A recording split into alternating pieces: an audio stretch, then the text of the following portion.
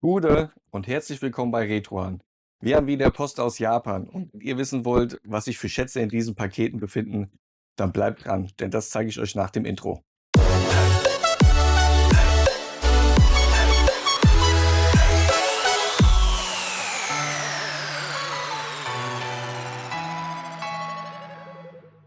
Man sieht direkt wieder, das Paket ist wieder sehr Super Famicom-lastig wie das letzte. Aber ja, was soll ich dazu sagen? Die Super Famicom-Spiele sind mit Abstand auch die schönsten. Und man sieht hier direkt, wir haben hier eine ganze Reihe Dragon Quest-Spiele. Ich kann mal zeigen hier. Dragon Quest 1 und 2. Ups. Dann haben wir hier den dritten Teil. Ist noch ein fünften raus. Teil 6. Irgendwie die alle mal so nebeneinander. Ups. Gerade ein Abflug.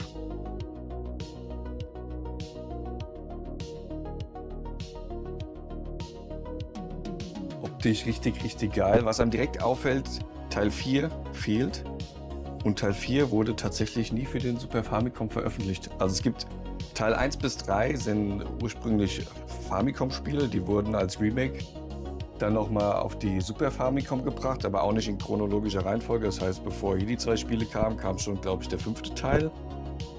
Und ja, leider war es dann so, dass mit dem Veröffentlichen des 6. Teils die Super Nintendo schon quasi am ihrem Lebenszyklusende in Japan war und die PlayStation 1 zum damaligen Zeitpunkt auch schon 2 Jahre auf dem Markt war. Und da hat man sich gedacht, ja, bevor wir jetzt Dragon Quest 4 noch mal auf der PS4 rausbringen, auf der PS4 sage ich, auf der Super Famicom, machen wir lieber ein neues Dragon Quest und das wurde dann exklusiv auf der PlayStation veröffentlicht. Ich glaube, Dragon Quest 4 hat später nochmal ein Remake gekriegt, aber ich glaube, das war Anfang 2000 dann auch auf der PlayStation. Ja, und das ist leider der Grund, warum dieser Teil der Reihe hier fehlt.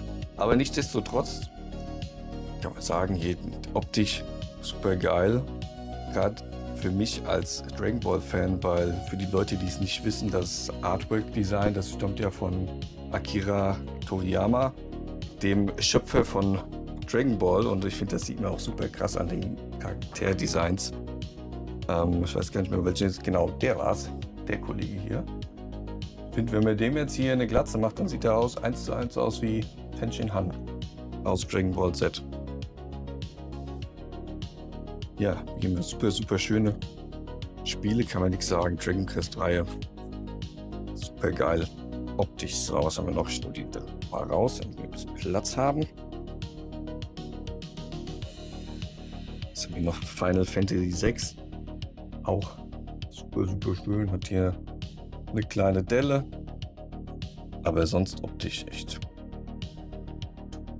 Was auch immer bei den Famicom-Spielen besonders ist, die kamen mit diesen Plastikschuhen. Wir hatten ja nur diese Pappschuhe. Die Japaner hatten diese aus Plastik.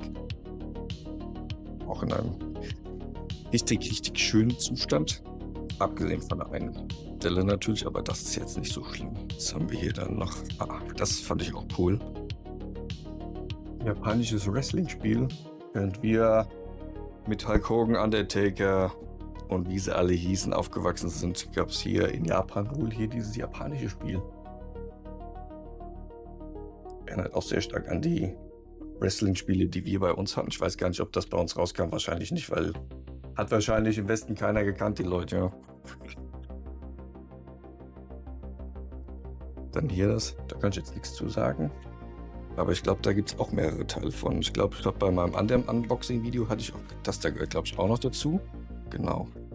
Super Nobunaga heißt das, glaube ich, diese Spielereihe. Was wir da jetzt genau machen, das kann ich aber leider nicht sagen. Das sieht ganz interessant aus. Was haben wir noch? Oh, das fand ich auch richtig geil. Yoshi's Island. So sah das in Japan aus. Mit dem Design, was wir gekriegt haben, ist das natürlich 0,0 zu vergleichen. Aber mich erinnert das tatsächlich, jetzt nicht von den Farben, sondern von dem Artwork-Style, ein bisschen an die australische Super Nintendo-Version. Ich hol die gerade mal.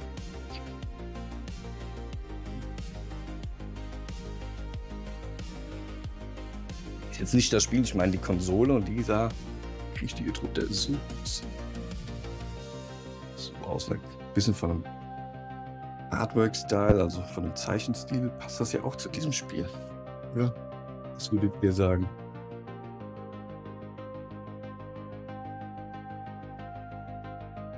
Die wieder weg.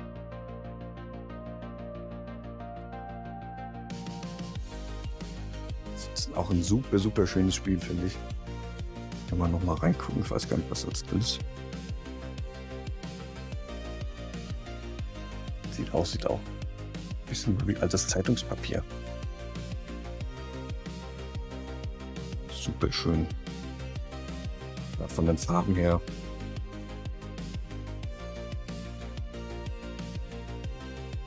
Jetzt willst du mal rein.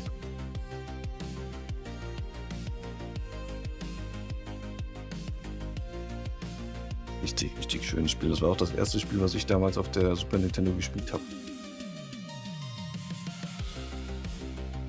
Jetzt haben wir hier einmal Super Dunk Shot. Ein klassisches Basketballspiel. Auch schick. Dann haben wir hier, oh, was ist das dann? Wieder. Ist das so ein Pferdezuchtspiel?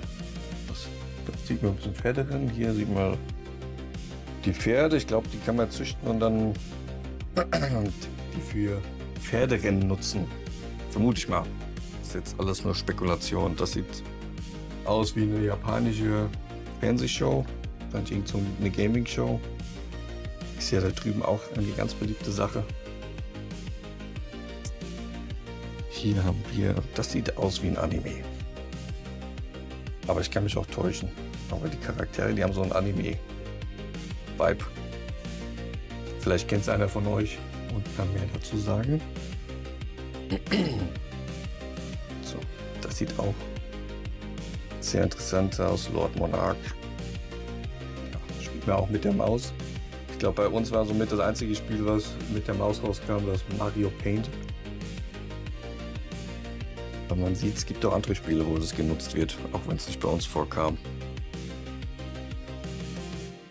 Hier, das sieht ja schon fast aus wie SimCity. So ein SimCity-Style. Ich glaube, SimCity habe ich auch noch hier irgendwo drin. Wo habe ich es daneben gesehen? Oder es war, war am anderen Karton. Dann sehen wir es ja gleich noch. Jetzt natürlich der Klassiker. Zweimal Super Mario Kart. Und jeder, der es gespielt hat, wird wissen, es war eigentlich super geil. Was da so drin ist.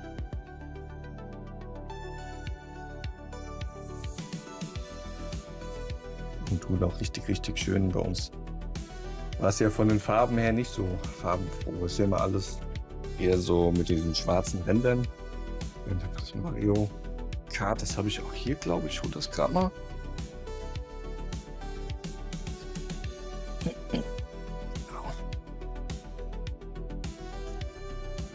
Nicht erschrecken, der Zustand ist sehr abgenutzt. Aber so sah das umsetzt aus. Das ist die japanische Version. Man sieht hier, gerade bei uns in Europa, da war ja immer hier dieser schwarze Kasten drumherum und dann innen drin das Bild. Während hier alles so kunterbunt ist. Mir gefällt die japanische Version natürlich besser. Von den Farben her. Aber die haben sich wahrscheinlich damals gedacht, wow, der Westen mag es vielleicht nicht so kunterbunt, deswegen machen wir es mal lieber so. Hier zweimal Grand Prix Spiele, Teil 3 und 4.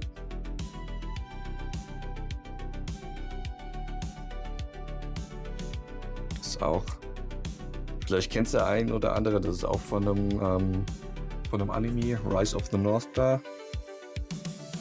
Wahrscheinlich so ein bisschen so im Street Fighter, Mortal Kombat Stil, so Kampfspiel. Ja, wer den Anime kennt, der ist sehr, sehr brutal blutig. Aber auch super cool, dass es dazu ein Spiel gab. Weil bei uns war einfach die Nachfrage nicht so groß, gerade nach so Anime-Spielen. Deswegen kam das hier auch nie bei uns raus. Das ist, glaube ich, auch von einem Anime.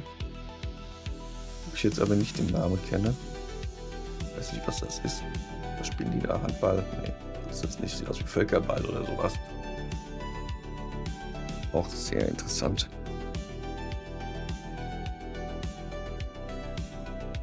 Was könnte das sein? Irgendein Kartenspiel. Nichts Besonderes. Also was das sein kann. Auch ein Spiel, was ich nicht kenne. Oh, Pro Football. Ein American Football Spiel.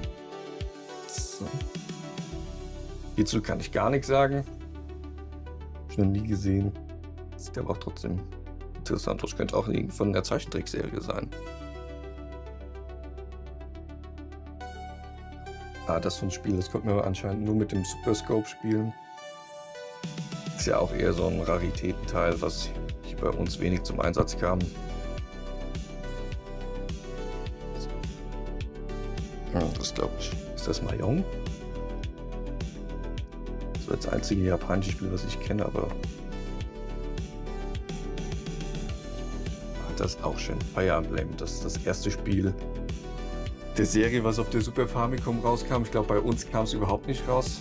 Wenn ich mich echt erinnere, war, glaube ich, das erste Fire Emblem, was bei uns kam. Das kam auf dem Game Boy Advance.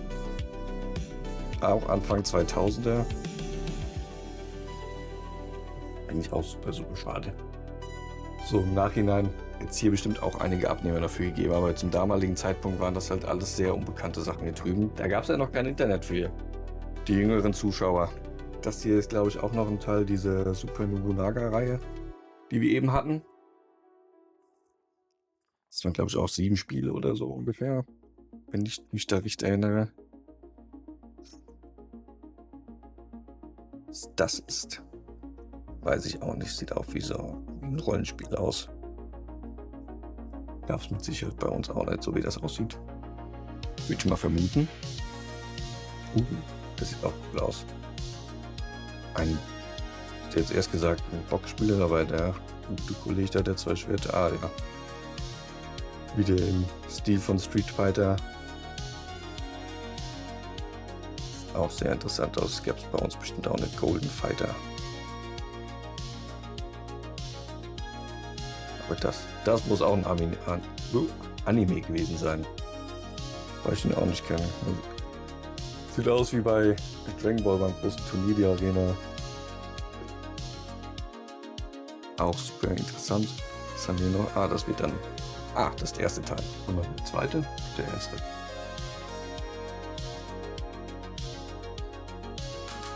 Sehr, sehr cool. Auch die Zustände sind richtig schön, wenn man mal sieht. Ich sehe es besonders auch an japanischen Spielen. Da ist ja diese Gaming-Kultur ganz anders. Die passen ja viel mehr auf die Spiele auf. Im Gegensatz zu uns, wie wir es damals gemacht haben. Ich weiß, bei uns wird immer alles weggeschmissen, gerade was Verpackung angeht. Hauptsache Platz. Platz im Regal. Und alles wurde immer rumgefeuert von einer Ecke in die andere. Super, super schön. Das kam alles wieder hier rein. Grob. Und dann schauen wir uns das nächste Paket an.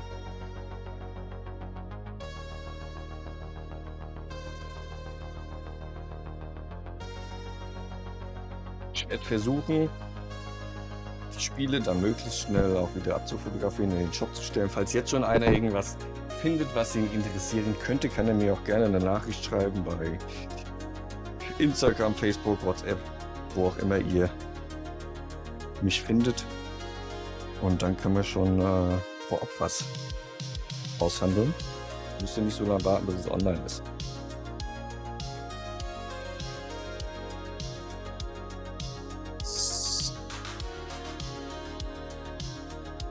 Und das Paket mal weg.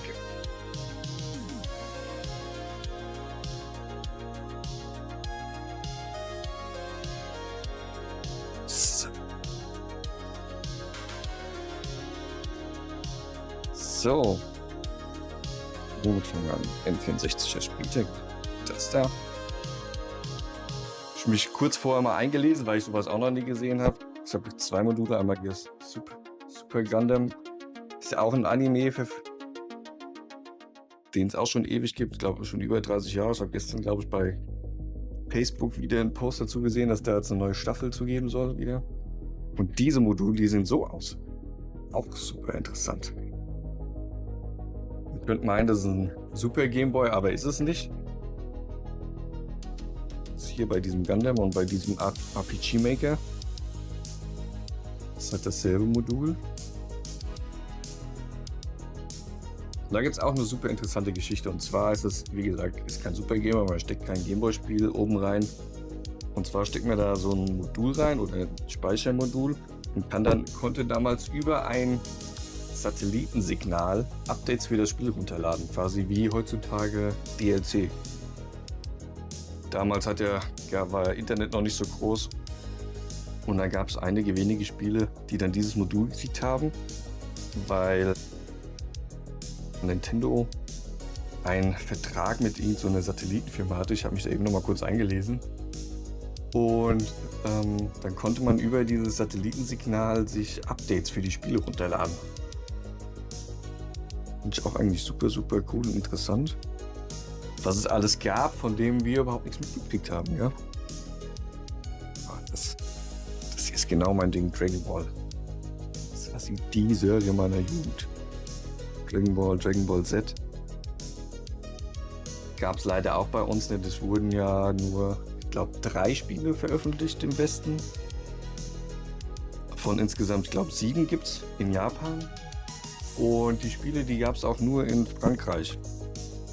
Die wurden auch nur auf Französisch übersetzt und ich glaube teilweise noch auf Spanisch. Das hatte damals den Hintergrund, weil die Spiele kamen ja Anfang der 90er raus. Ich glaube Dragon Ball kam erst Mitte der 90er bei uns, aber die Serie Dragon Ball an sich ist ja, glaube ich, von 84 oder 86. Und in Frankreich gab es die Serie auch schon Ende der 80er, weshalb der Markt auch da schon viel größer war und die Serie dann auch natürlich viel bekannter war. Und da hat es sich finanziell gar nicht gelohnt, das auf Deutsch zu übersetzen, weil bei uns das keiner gekannt hat, weil es noch nicht im Fernsehen war. Deswegen gibt es die 3 Spiele nur auf Französisch. Bei einem oder bei allen wurde dann aber eine deutsche Anleitung mit dazu gelegt. Da konnte man dann das Spiel spielen auf Französisch und dann die Texte in der Anleitung nachlesen auch. Ja. Auch eine interessante Sache. Gerade ich hätte die eigentlich super gerne auf Deutsch gespielt, aber es gibt bestimmt auch mittlerweile Leute, die es auf Englisch und Deutsch übersetzt haben, die man sich dann online runterladen kann. Da muss ich selbst mal gucken, weil ich hätte schon Bock zu spielen, was das hier ist. Silver Saga 2. Sieht auch wieder nach einem schönen Rollenspiel aus. Zumindest optisch. Eine schicke Sache, hier noch ein Formel 1.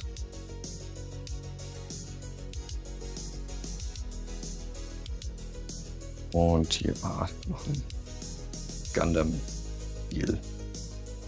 Ist ja auch cool, würde ich auch eigentlich gerne mal spielen, aber ich bin der Sprache nicht mächtig. Schade, eigentlich sieht es super, super schön aus. Ich kann die Serie auch empfehlen, da gibt es richtig coole. Und hier, das kennen natürlich auch wahrscheinlich viele, Shin-Chan. Als Spiel kam es auch nie bei uns raus, aber die Serie, ich glaube, wenn man die heute nochmal rausbringen würde, dann würden nur viele Eltern Amok laufen. Die war ja schon ziemlich anstößig, aber lustig und zu der Zeit, als ich noch ein Kind war, auch sehr beliebt. Hat noch ein Teil der Super Nobunaga-Reihe. Was haben wir hier? The Game Millionaire, super. Was?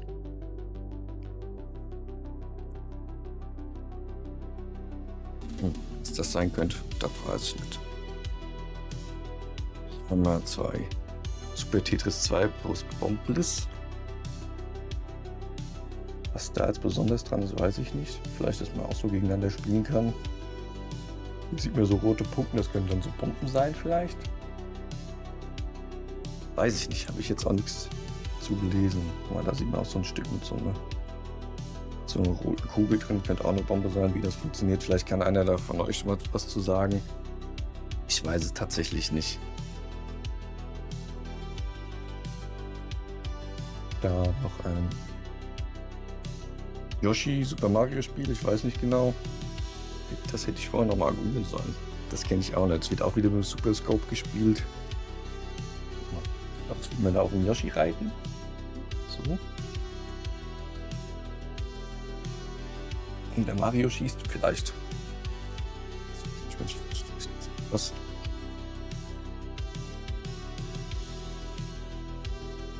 Hier was sehen. Ah. Super Scope.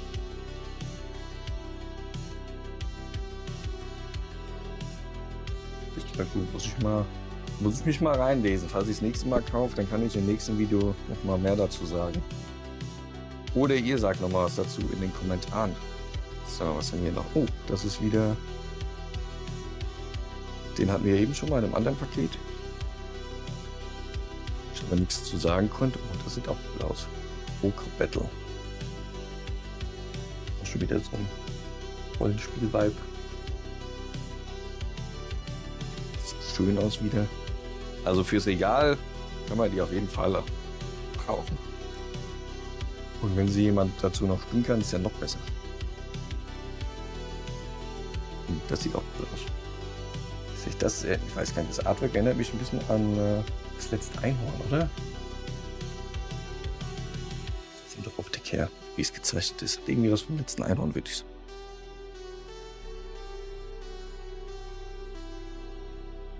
Was könnte das sein? Ich weiß es nicht. Und zum Schluss SimCity 2000. Das konnte man, glaube ich, auch mit der Maus spielen in Japan. Ja, zumindest einfache gerade so Spiele. Weiß nicht, auf Konsolen finde ich es eher nichts, mit dem Controller sowas aufzubauen. Ach, nee, das brauche ich nicht. So, haben wir das Paket auch schon genutzt. Ich habe noch ein kleines. Da kann ich aber noch weniger zu sagen. Also das ist das erste Mal für mich. Ich habe ein paar PlayStation-Spiele diesmal mitbestellt. Einfach mal so. Sahen gerade ganz schick aus, habe ich mir gedacht. Hier auch noch mal 2 Gundam-Spiele. Richtig dick. Ein bisschen zur Seite schieben, so. Nochmal angucken. Ist die CD schon abgefallen, sehr schön. Ist immer gut.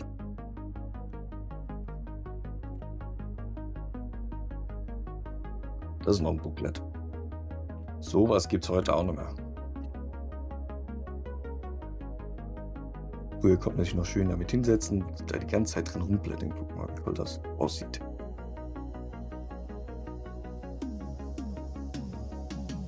Heute kann man froh sein, wenn überhaupt irgendein Zettel mal mit dabei liegt bei einem Spiel. Super, super schön.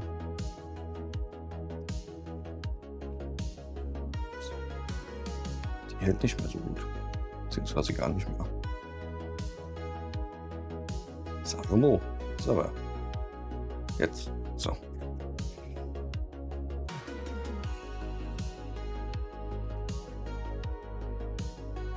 Noch ein Gundam-Teil.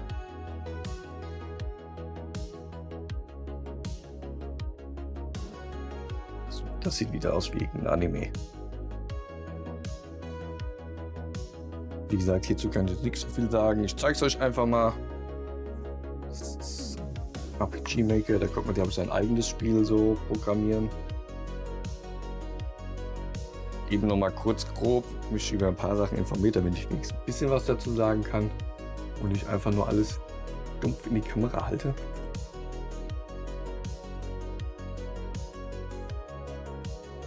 Aber bei denen hier musst. Auch cool, dass viele PlayStation-Spiele, die haben ja nur diese dicke Verpackung gehabt, diese Box gehabt. In Japan gab es unterschiedliche, viele haben auch nur hier diese gehabt.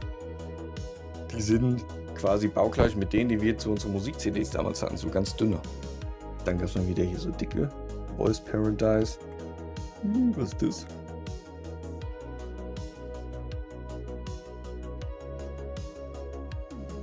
Noch ein Gundam, guck mal. Die sieht schon geil aus. Kann man nichts sagen.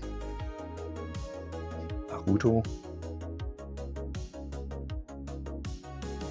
weiß gar nicht, gab es Naruto bei uns auch oder kam das erst später? Ich weiß es gar nicht, tatsächlich. Das hier ist Meru Purana. Kenne ich nicht. Machen wir weiter.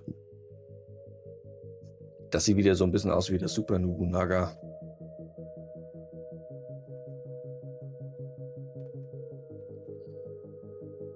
Und was das ist, das weiß ich nicht. Ich zeig's jetzt einfach mal so. Schnell. Das ist zusammen sogar. Kimi Kimi Memorial. Theme Park, das kenne ich noch. Das gab es auch bei uns, oder?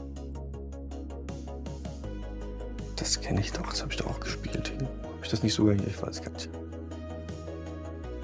Das sieht aus wie ein Yakuza-Spiel. Aber ist auch ein Wrestling wieder. Super cool. So, jetzt habe ich hier noch einmal Tamagotchi für den Gameboy. Auch schick. Dann ganz wichtig Mickey Mouse für den Game Boy Advance. Und noch hier 4 Famicom-Spiele. Auch interessant, für den Famicom gab es ja einmal diese Pappverpackung. Ein Famicom Family Computer ist beides dasselbe. Die vertauschen. Oder diese hier in der Plastikhülle. Das ist ja wie so, auch wieder eine jüngere Generation. Früher waren die Videokassetten auch in so Hüllen, halt nur viel größer. Und der Grund, weshalb es gerade beim Famicom einmal diese Plastikhüllen und Papphüllen gab, ist, zu Zeiten der Famicom war Nintendo noch nicht so ein Riesenunternehmen. Und jetzt Firmen wie Namco oder Konami, die durften da ihre Spiele noch selbst produzieren und auch die Hüllen selber machen. Und da gab es natürlich welche, die haben dann eher Plastikhüllen gemacht und Menschen, die haben die günstige Papphülle genommen. Und dann zu Super Famicom-Zeiten hat Nintendo gesagt, jo, ab sofort werden alle Spiele bei uns produziert. Und deswegen gab es dann nur noch diese Papphüllen, die wir kennen. Die ich persönlich auch schöner finde, aber das hat Nintendo natürlich auch gemacht, um nochmal die Firmen abzukassieren. Wenn alles bei denen gemacht wird, wird es natürlich teurer für die Firmen. Ja, das war's schon zu dieser Bestellung. Und ich melde mich gleich nochmal. Jetzt ist mir beim Wegräumen gerade noch aufgefallen, ich habe vergessen, euch noch die N64-Spiele zu zeigen, die 4 Stück, die ich mitbestellt habe. Guck mal, da haben wir einmal dieses Yoshi's Story, auch super, super schönes Spiel. Wir haben hier noch das Super Smash Bros. Sieht auch richtig geil aus. Dann wir Mario Party 3. Richtig cool. Was mir da richtig gut gefällt, die Verpackung ist einfach nochmal größer oder breiter wie bei der Famicom. Wenn man zum Vergleich das hier nimmt. Ups, so. Und ein Stück mehr ist als richtig, richtig geil. Auch fürs Regal. Super gut. Und dann haben wir noch Mario Kart. Super Mario Kart für die N64. So, das waren jetzt aber alle Spiele. Sorry, dass ich eben vergessen habe. Das hier jetzt so. Falls euch das Video gefallen hat oder ihr irgendwelche Anregungen habt, was man noch verbessern könnte, vielleicht sind die Videos auch zu lang oder zu kurz, ich weiß es nicht.